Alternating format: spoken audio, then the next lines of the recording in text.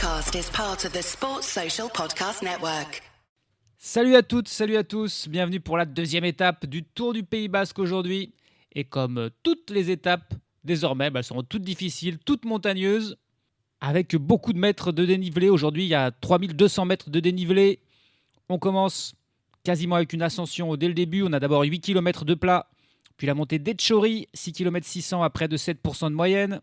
On a ensuite plusieurs ascensions autour de 4-5% non répertoriées. Puis un col de troisième catégorie, le Zouararaté, 7 km à 5% qui enchaîne avec l'Arklats, 4 km à 3,5%, mais un passage final très pentu autour de 7,5%. Une phase de transition et de vallée pendant une trentaine de kilomètres avant l'ascension finale de Saint-Miguel des Aralar, 9,4 km à 8% de moyenne. Au sommet de cette difficulté, ce col de première catégorie, il restera 20 km, la plupart en descente, mais par contre les 2-3 derniers kilomètres sont en ascension avec un mur final de 1 km 200 à 7,4% de moyenne. Autrement dit, et là aussi c'est comme toutes les étapes jusqu'à la fin, c'est une course pour grimpeurs punchers avec des difficultés à franchir, mais un final beaucoup plus punchy. Et donc les favoris, c'est les coureurs du classement général, c'est Isaac Del Toro, c'est Paul Sexas le leader, c'est Kevin Vauquelin. Juan Ayuso, on va attendre de voir un peu quelle est sa forme après sa performance plus que décevante sur le chrono hier. Primoz Roglic, Ben Illy, Julien Alaphilippe, Peyo Bilbao, Yoni Zaguirre. Voilà un petit peu les coureurs que l'on attend pour la victoire aujourd'hui. Mais attention aussi à une échappée qui partirait avec ce profil un petit peu vallonné. Voilà, ça favorise aussi un petit peu les échappées. Et probablement que la responsabilité de la poursuite incombera à l'équipe de Paul Sexas et à la Décathlon. Ce sera à eux de gérer une éventuelle échappée de qualité qui serait à l'avant. Il y aura probablement des motivés parce qu'en plus, il y aura des points de la montagne à aller chercher pour prendre ce maillot de meilleur grimpeur. Étape pas très longue, 164 km, mais très intense et qui promet sur ce Tour du Pays Basque. Chute de Bellocchi juste devant Armstrong qui est parti dans le terrain. Et attaque de Pierre Roland. Voilà ce que nous disons depuis le début de ce Tour de France. Une chute terrible. Christopher Froome à pied. Mais quelle image du Tour. On n'a jamais vu ça. 100% cyclisme, le podcast du vélo en direct. Ça va Marion? Désolé. Le kilomètre 0 au départ de Pamplona-Iruña. Et on va voir quels seront les coureurs intéressés, probablement peut-être des coureurs des équipes espagnoles, les équipes invitées, la Burgos-Bourg-Pélet, l'Equipo Kern Pharma, la Carraro Alseguro Sergia, le Euskaltel Euskadi. Les 4 équipes espagnoles de seconde division ont été invitées, en plus de la Cofidis et de la Tudor Pro Cycling Team. Par contre, pas de Pinarello Q36.5 sur ce Tour du Pays Basque. Et puis on notera par contre l'absence de 2 équipes World Tour qui ne sont pas venues. Ça, c'est quand même très étonnant. Avec la NSN Cycling Team et la Team Jayco Alula, qui ne sont pas représentées sur ce Tour du Pays Basque. 2 équipes World Tour absents sur une course par étape World Tour, c'est très très étonnant. On avait déjà eu la Picnic Postenel qui avait raté le Tour de Catalogne. Et là, c'est la NSN et la Jayco qui ne sont pas là pour d'étranges raisons quand même, parce qu'en plus, il n'y a pas d'autres courses majeures en même temps. Il y a certes le Tour des Flandres et Paris-Roubaix qui entourent ce Tour du Pays Basque. Mais bon, normalement, ils ont des effectifs pour tout faire. C'est étonnant qu'ils ne soient pas venus. Pendant ce temps, quelques premières attaques, évidemment, déjà dans le peloton. Mais un peloton qui suit, un groupe de 4 coureurs là qui tentent de sortir d'entrée. Mais ça poursuit immédiatement parce qu'il est certain qu'il y aura du monde de motivés pour aller à l'avant aujourd'hui. Un autre groupe de 4 coureurs là qui est sorti, qui a pris une quinzaine de secondes d'avance sur le peloton avec Ethan Hayter pour la Soudal Quick-Step, lui qui s'est bien raté aussi hier sur le chrono. Pourtant sa spécialité, mais voilà, c'était un petit peu trop vallonné pour lui. On a aussi Frank Vandenbroek pour la Picnic Postenel, Johan Bou, coureur de la Carraro Rural, et puis Iker Mintegui pour le Euskaltel Euskadi. Le Euskaltel Euskadi, c'est évidemment l'équipe locale, l'équipe basque. Ils vont essayer tous les jours de mettre quelqu'un dans l'échappée. Là, pour l'instant, c'est Mintegui qui est parti. Ces 4 coureurs qui sont sortis sur le plat. On n'est pas encore dans les premiers contreforts, la première ascension du jour qui ne saurait tarder. Mais l'écart est encore minime. Un peloton qui roule encore fort derrière parce qu'il y a d'autres coureurs peut-être intéressés pour être à l'avant. Les hommes de tête qui sont désormais dans l'ascension de l'Etchori, 6 km 600 à 6,6% de moyenne. Au sommet, il y aura 6 points de la montagne à aller chercher. Et donc, celui qui passera en tête sera déjà virtuellement le leader de ce maillot qui est pour l'instant propriété de Paul Sexas, évidemment, qui a pris 3 points hier sur le chrono. Mais là, l'écart qui grandit un petit peu. Une trentaine de secondes d'avance pour les 4 hommes de tente. Et puis, il y a un coureur qui est parti en contre. Farardo Adrián Farardo, coureur de la Burgos pour Pellet, qui n'est pas représenté à l'avant cette équipe espagnole et qui veut y être. Et du coup, voilà, Farardo qui tente de faire l'effort en solitaire pour revenir de l'arrière. Ça ferait peut-être un groupe de 5 coureurs pour l'échappée du jour si jamais elle arrivait à s'envoler dans cette première difficulté. Allez, logiquement, sa bataille pour passer au sommet. On a Adrián Farardo qui a réussi à rentrer, le coureur de la Burgos pour Pellet, qui tente d'y aller, mais aussi les autres coureurs des équipes espagnoles, Johan Bou et Kermin Tegui, alors que Ethan Hayter et Frank Vandenbroek semblent moins s'en soucier. Et ça va être le coureur de la Cara Rural, là, Johan Bou, qui passe en tête, qui prend les 6 points devant Iker Mintegui et Adrián Farardo, les coureurs espagnols évidemment, qui aimerait bien remporter un de ces maillots distinctifs pour une équipe de seconde division. C'est toujours quelque chose d'assez fort. Et c'est Bou qui fait la bonne opération pour l'instant. Les 5 coureurs qui vont désormais aller dans la descente. Une assez longue descente, puis ensuite il y aura pas mal de remontées, mais ça sera des ascensions non répertoriées. Et ensuite encore une phase de vallée d'environ 30 km avant la montée de Zuara Raté.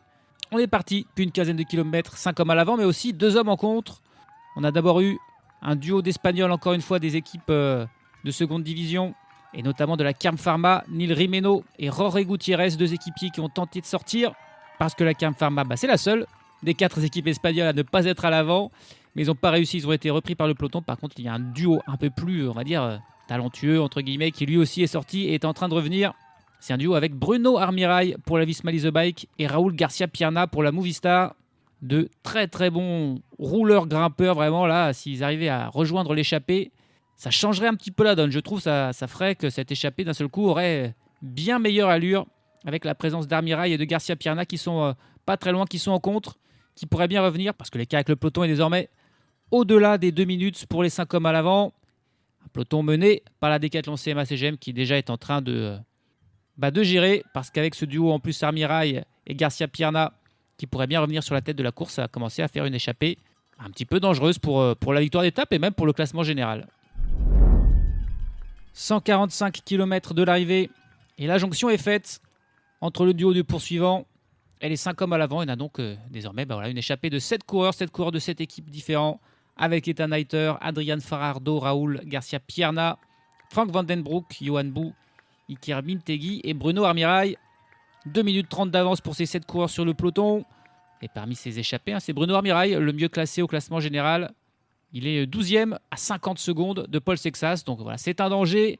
La Decathlon n'a pas d'autre choix que de gérer, de tenter déjà de maintenir cet écart, voire même de commencer à le faire baisser pour s'éviter toute mauvaise surprise. Mais bon, ils ont un bon effectif pour ça, la Decathlon CMA-CGM. Ça commence à être compliqué pour Adrián Farardo, le coureur de la Burgos qui est en train d'être distancé dans cette ascension du Zuara Raté. Désormais, on est à 80 km de l'arrivée. L'écart entre les hommes de tête, qui ne sont donc plus que 6, puisque Farardo vient de lâcher prise, et le peloton toujours mené par la Decathlon, est de 1 minute et 20 secondes. Autrement dit, il n'est pas très grand. Le peloton qui grimpe lui aussi très rapidement. Cette ascension pas très pentue, moins de 5% de moyenne, mais voilà, ça monte quand même assez vite. Toutefois, on est encore loin de l'arrivée. On a donc le temps de faire un focus sur les hommes de devant. On va faire peut-être Ethan Hayter, parce que c'est un coureur qui a déjà remporté une étape sur ce Tour du Pays Basque. C'était en 2023. Il avait remporté, non pas un chrono de manière étonnante, mais un sprint tout simplement. Un sprint un petit peu punchy, où il avait devancé Mauro Schmidt et John Aberasturi dans le peloton, qui était arrivé complet à l'arrivée, Ethan Hayter. Mais c'est pas sa seule victoire au niveau World Tour. C'est loin d'être sa seule victoire non plus, parce qu'il a 24 victoires en carrière. Au niveau World Tour, il compte aussi 2 victoires d'étape sur le Tour de Romandie en 2022, une autre sur le Tour de Romandie en 2023. Et puis aussi, il a remporté le classement général du Tour de Pologne. C'était en 2022. Il a donc remporté une course par étape de niveau World Tour, Ethan Hayter, qui n'est pas du tout un grimpeur, qui est un rouleur, un peu puncher donc. Mais il n'a pas encore gagné cette saison, 4e sur le chrono de l'UAE Tour, notamment 8e sur celui de Tirreno Adriatico. Seulement 21e hier, il est pour l'instant pas dans une grande saison en 2026 pour ce coureur qui a fait 2 fois un grand tour, une fois le Giro, une fois la Vuelta. 3e d'une étape du Giro, c'était l'an passé comme meilleur résultat. Le coureur de la Soudal Quick-Step, qui était formé du côté de l'Ineos Grenadier, où il y a passé 5 saisons avant de rejoindre la Soudal Quick-Step l'an dernier. C'est un Britannique de 27 ans qui a aussi fait une fois Milan-San Remo, une fois le Tour des Flandres, 2 fois Liège-Bastogne-Liège et une fois le Tour de Lombardie. Aucun top 50 même pour Ethan Hayter dans ces monuments. Le bon rouleur donc, et qui n'a pas peur normalement des petits pourcentages, on va dire, qui est membre de cette échappée matinale qui va bientôt l'arriver au sommet. On devrait voir Yohan Bu et Iker Montegui, puisque Adrian Farardo n'est plus dans ce groupe de tête, lui. Pour l'instant, c'est d'ailleurs Yohan Bu qui mène le groupe avec Iker Montegui dans sa roue. Les 4 autres coureurs qui sont membres d'équipe World Tour suivent les 2 coureurs de division Pro Tour et vont probablement laisser ces deux-là se battre pour passer en tête du sommet, qui n'est plus très loin. Et c'est parti avec Yohan Bu, qui accélère et qui est clairement bien meilleur. Iker Montegui, il a juste besoin de faire une petite accélération pour passer en première position. Montegui qui suit en deuxième position. C'est le même duo que lors de la première difficulté. Là, il n'y avait que 3 points à prendre, mais c'est 3 points de plus pour Yohan Bu. 70 km de l'arrivée. On va arriver à un petit sprint intermédiaire qui va donner seulement des points pour le classement du meilleur sprinter, mais pas de seconde bonification. Pas sûr que les échappés s'en soucient vraiment. En passant son relais, Bruno Armirail qui prend les 10 points devant Ethan Hayter. Voilà, ils ne se sont pas souciés. On a 2 sprints intermédiaires, mais 2 sprints très différents. L'un donc qui apporte des points, c'était celui-ci. Et un autre qui n'apporte pas de points, mais des secondes. 6, 4 et 2, ça sera le second. Il aura lieu dans une trentaine de kilomètres. Avant ça, il y aura la montée de Aldats, 4,8 km à 3,5%, dans lequel les hommes de tête vont bientôt rentrer. Toujours 1 minute 20 d'avance sur le peloton derrière. Un peloton qui d'ailleurs est un petit peu scindé en deux. Là, il y a eu des cassures dans la descente. Alors, il y a eu en plus une chute dans la montée juste au sommet avec Guillaume Martin et Enzo Paleni et Rémi Rochas. 3 coureurs de la Groupama FDJ qui se sont accrochés. Ça a fait une petite cassure qui ensuite, bien sûr, dans la descente ne s'est pas encore résorbée. Mais là, sur la partie un petit peu plus plate, puis dans la nouvelle ascension qui va suivre, ça va se reboucher. Et Guillaume Martin va suivre, mais il avait l'air de s'être fait un petit peu mal. Il a mis du temps à se relever. Ça allait pas vite, c'était en montée. Mais voilà, ils se sont accrochés un petit peu ensemble, les coéquipiers. Et ça a donc fait une cassure dans le peloton. On va arriver au sommet de l'Aldats et l'écart qui continue de diminuer. Avec le peloton, plus que 50 secondes d'avance pour les 6 hommes de tête. Il y a beau avoir Bruno Armirail et Raúl García Pierna, les espoirs sont quand même assez faibles d'aller au bout évidemment. Parce qu'il reste encore la plus dure des difficultés à faire. San Miguel de Aralar, là, une vraie ascension. Près de 10 km à 8% de moyenne. Le peloton qui est toujours complet pour l'instant ne le sera plus du tout une fois qu'on aura franchi ce San Miguel de Adalar. Allez, on arrive au sommet et Yohan Bu qui fait son accélération. Et là, Iker Montegui, il n'est même pas capable de suivre finalement l'accélération de Yohan Bu. Il va passer en 4e position, il ne va même pas prendre 2 points. C'est 3 points pour Yohan Bu. Montegui ne s'est pas battu. C'est Bruno Armirail qui est passé en 2e position, simplement en suivant l'effort de Bu. Il reste encore 10 points à prendre au sommet du San Miguel de Aralar, mais avec son bon boulot d'aujourd'hui, Yohan Bu a 12 points et sera donc, sauf si Paul Sexas passait en tête des San Miguel de Aralar, le meilleur grimpeur. Et plus j'y pense et plus je me dis que c'est pas non plus impossible en fait que Paul Sexas passe en tête de cette difficulté. On verra ça, mais Yohan Bu il a sinon tout fait pour être meilleur grimpeur ce soir. Désormais on a environ 30 km de plat et de descente avant ce col de première catégorie qui sera décisif et qui devrait faire exploser le peloton. Et encore une chute là dans le peloton, avec cette fois-ci des coureurs de l'Ineos Grenadier. Avec, c'est surtout, il y a même Kevin Vauquelin qui a été pris dans la chute, qui est reparti là, mais on a aussi des coureurs de la Tudor. C'est Axel Laurence qui semble le plus touché. C'était dans une zone de ravitaillement encore, tout le monde a essayé de prendre des sacs. Lucas Hamilton aussi, pris dans cette chute, qui a du mal à repartir. 51 km de l'arrivée. Une chute qui a plutôt lieu en début de peloton, donc, puisque Kevin Vauquelin a été pris dedans. Son vélo, c'est sûr, est tombé. Lui, il a dû éviter de trop se faire mal. Mais attention, il faut être vigilant tout le temps. Telle est l'essence même du cyclisme. Et on arrive au sprint intermédiaire qui s'appelle le sprint Red Bull, qui offre donc 6, 4 et 2 secondes. Avec Ethan Hayter, qui accélère pour peut-être aller chercher ses 6 secondes. Il est le 2e mieux classé avec 56 secondes de retard sur Paul Sexas. Et il va les prendre, ces 6 secondes, Ethan Hayter qui passe devant Bruno Armirail. Il était le seul qui a vraiment voulu aller les chercher, ces petites secondes. Il passe avec bien 50-100 mètres d'avance sur les 5 autres. Mais il va ensuite bien sûr les attendre pour se regrouper. L'écart qui a remonté à 1 minute et 35 secondes d'avance pour les échappés. Sur le peloton, on est à 40 km de l'arrivée, mais surtout à 10 km du pied de l'ascension de San Miguel de Aralar. Et c'est parti pour cette ascension, qui n'est pas vraiment l'ascension finale, puisqu'il y aura le dernier mur dans les derniers kilomètres, mais qui sera décisive. Et c'est Quinn Simmons dans le peloton qui prend les choses en main pour la Lidl Trek. Juan Ayuso qui forcément a envie de prendre sa revanche là, après son humiliation presque sur le chrono. Mais les échappés qui sont toujours devant, qui sont là menés par Bruno Armirail. Ils ont encore 1 minute 20 d'avance, mais ça devrait fondre très rapidement. Alors que là, la Decathlon a repris la tête du peloton. Ils ont fait parler la poudre là, pour montrer à la Lidl Trek qu'ils n'ont pas l'intention de se laisser faire. C'est nous qui avons le leader et c'est nous qui roulons. Et la Decathlon qui reprend la tête. Paul Sexas est en 3e position. Kevin Vauquelin immédiatement dans sa roue. Et le coup tenté par Quinn Simmons et par Lidl Trek aura vite été calmé. Et l'échappée qui explose. L'attaque de Johan Bou, décidément très en forme, le coureur de la Cara Royal, qui est suivi seulement par Raoul Garcia Pierna. Ça a lâché pour Mitegui, mais ça lâche aussi pour Bruno Armirail, pour Frank Vandenbroek et pour Ethan Heiter. On n'a plus que 2 coureurs donc à l'avant. C'est Raoul Garcia Pierna et Johan Bou, 2 Espagnols, qui comptent environ 1 minute d'avance sur le peloton, qui lui aussi perd énormément d'éléments. Ça lâche là par exemple pour Julien Alaphilippe, qui n'insiste pas. C'était un petit peu trop dur, trop montagneux pour lui aujourd'hui. On le verra peut-être sur d'autres étapes, avec des ascensions un peu moins longues, un peu moins dures. Mais le peloton qui était vraiment complet au pied de l'ascension et qui déjà n'est plus que de 50 coureurs, alors qu'il reste encore 7 km 500 d'ascension. Ouah, Sexas qui est survolté, il attaque là. L'attaque de Paul Sexas, mais on est tellement loin, 26 km de l'arrivée, 6 km 600 du sommet.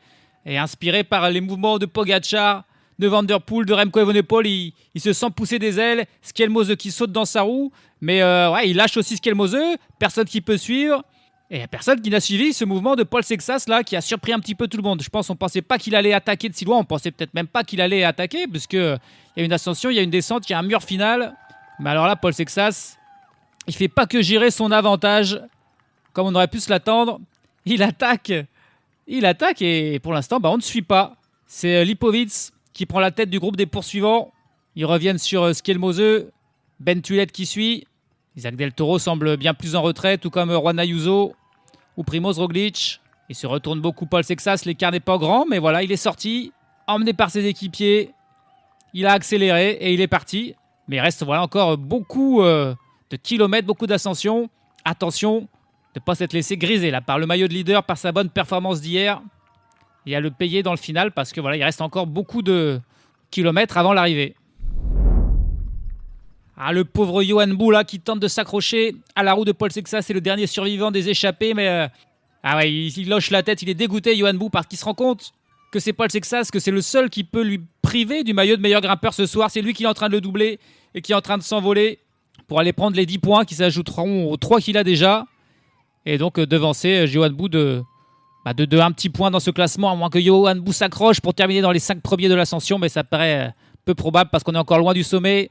Derrière Paul Sexas, il n'y a que Florian Lipovic qui réagit un petit peu, qui est seul en contre. Derrière, il y a un groupe d'une dizaine de coureurs avec Del Toro, avec Skelmose, avec Wish de Brooks ou Ben Tulette. Mais ces coureurs sont déjà pointés à une vingtaine de secondes de Paul Sexas, alors que Juan Ayuso, lui, semble de nouveau en perdition aujourd'hui, lâché et pointé à plus d'1 minute. Et l'écart qui grandit, on est à 1 km 500 du sommet.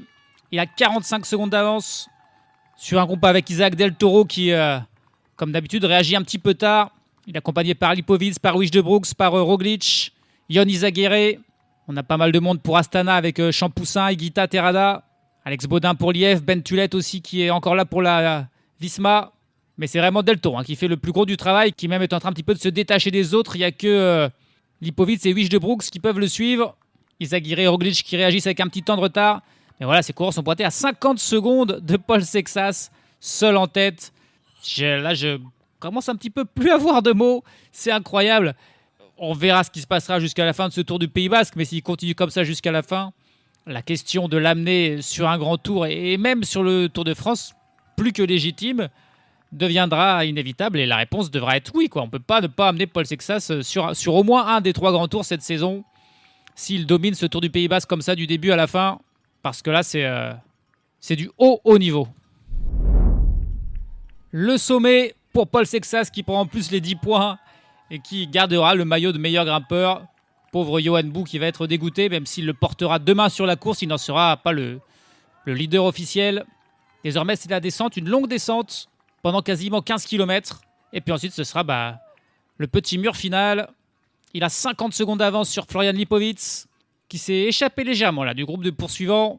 Mais il a quoi, 3-4 secondes d'avance sur le groupe avec Schielmose, avec Del Toro, Roglic ou encore Izagirre.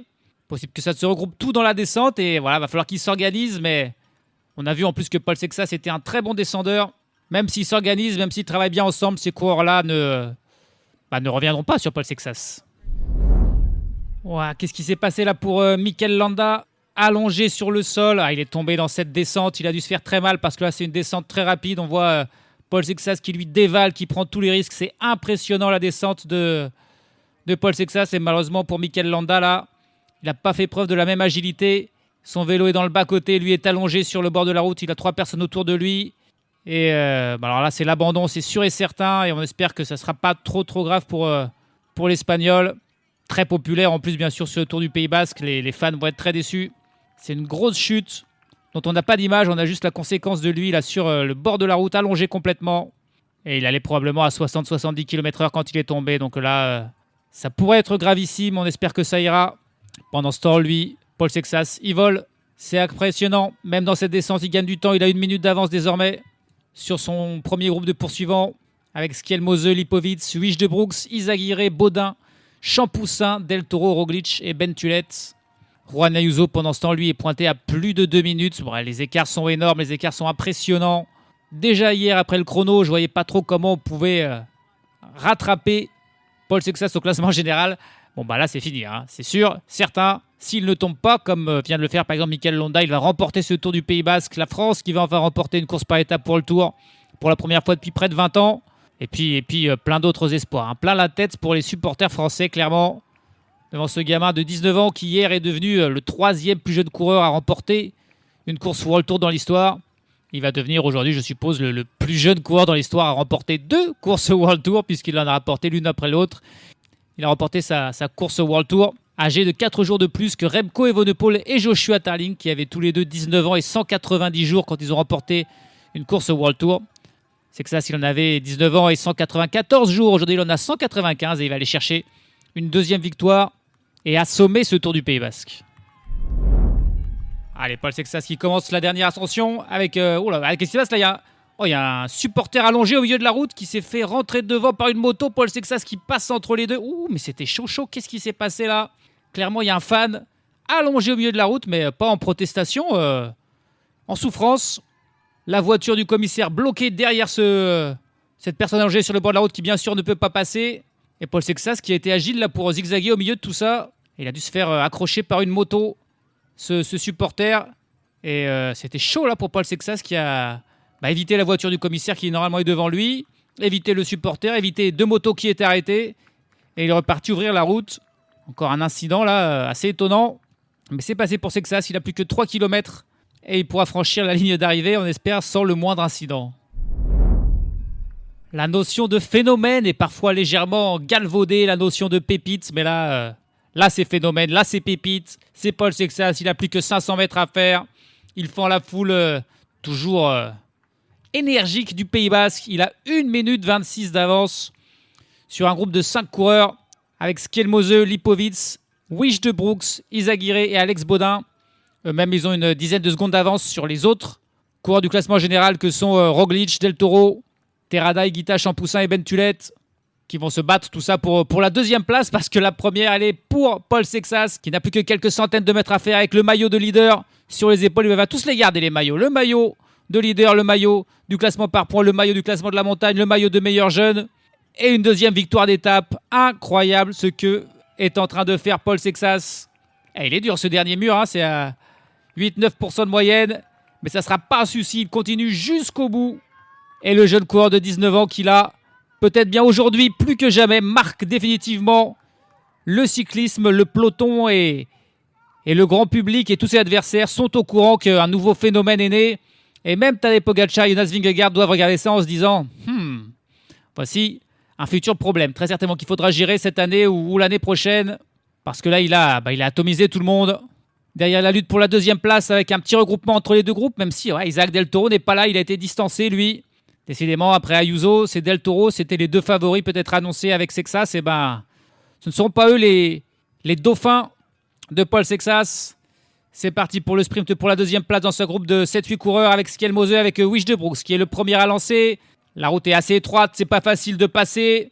Alex Baudin aussi qui est encore là. Skelmose qui prend l'extérieur du virage pour passer Sian Wijdebrooks. C'est vraiment un duel entre ces trois là. Wijdebrooks, Skelmose et Baudin. Bentulet et Primoz Roglic sont juste derrière avec Izagirre et Lipovic. Et ils se battent comme s'ils allaient chercher la victoire d'étape. Ils la veulent cette deuxième place. Et c'est Skelmose qui semble prendre l'avantage, qui va prendre la deuxième place. Roglic qui revient pour terminer troisième. Gros sprint en finale. Ça aurait été beau si ça avait été pour la victoire finale aussi. Là, ça aurait été un peu plus prenant, évidemment. Là, c'est pour la deuxième place et elle est pour Skelmose. Mais ces coureurs terminent à près de 1 minute et 30 secondes du leader, vainqueur, phénomène, Paul Sexas. Une démonstration aujourd'hui pour Paul Sexas qui vient donc remporter la deuxième étape de ce Tour du Pays Basque. Sa 4e victoire en carrière, la 2e au niveau World Tour. Tout s'accélère très très rapidement pour le jeune Français qui a peu couru pour l'instant cette saison. Il a juste fait le Tour de l'Algarve où il a remporté une victoire d'étape et fait 2e du classement général derrière Juan Ayuso. Il a fait la Faune Ardèche Classique qu'il a remporté et l'Estrade Bianche qu'il a terminé 2e derrière Tadej Pogacar avant de venir sur ce Tour du Pays Basque. 8 jours de course, 4 victoires, une 2e place à un classement général. Il rentre définitivement dans la cour des grands et aujourd'hui avec la manière. En attaquant à 26 km de l'arrivée, personne qui n'a pu le suivre dès le début. Et il termine finalement avec 1 minute et 25 secondes sur le groupe réglé par Matthias Skelmose devant Primoz Roglic, Sian Wijdebrooks, Bentulet, Alex Baudin, Ion Izagirre et Florian Lipovic. Clément Champoussin 9e à 1,31, Harold Terrada 10e à 1,43 dans le même temps qu'Isaac Del Toro seulement 11e et décevant. Juan Ayuso prend la 12e place, mais beaucoup plus loin à 2 minutes 29. Sergio Higuita à 2 minutes 34. Guillaume Martin à 3 minutes 30. Tobias Aland Johannesen et Kevin Vauquelin ont explosé aujourd'hui. Il termine à 4 minutes 13. Là, la déception pour Kevin Vauquelin. Mais il faut dire qu'il est tombé et que ça a peut-être eu des conséquences au final pour le Français qui perd sa 2e place au classement général.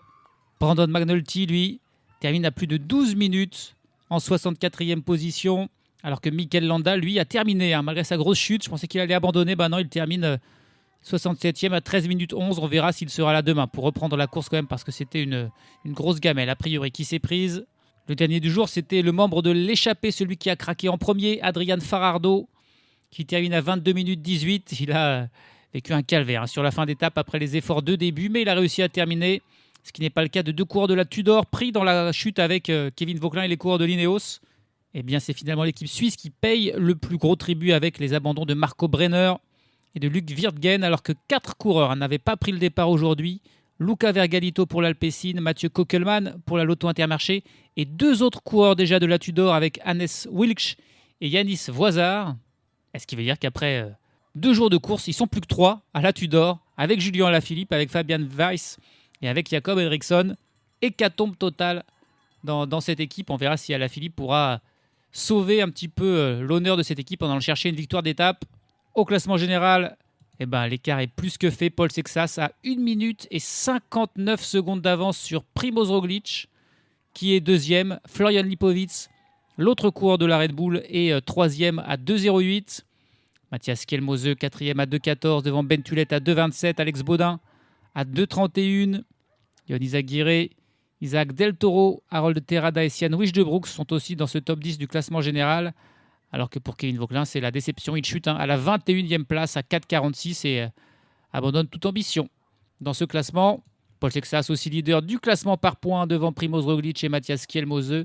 Du classement de la montagne devant le malheureux Johan Bou et Matthias Skelmose. Et puis bien sûr, du meilleur jeune, 3 minutes 45 d'avance sur Markel Bellocchi. Un triomphe total pour Paul Sexas. Est-ce qu'il ira chercher une 3e victoire d'étape demain ? Ça paraît quand même moins probable parce que c'est une étape plus pour échapper ou pour un sprint en petit comité, une étape plus facile. Dans le final quand même, il y aura 2 petits murs, un de 1,5 km à 7%. Et puis le mur final, les derniers 400 mètres qui sont à 9% de moyenne. Mais auparavant, on va dire qu'il n'y aura pas de haute montagne pour permettre à Sexas de faire des différences qui peut-être la jouera un peu plus défensif. Par contre, pour la victoire d'étape, il y aura du suspense.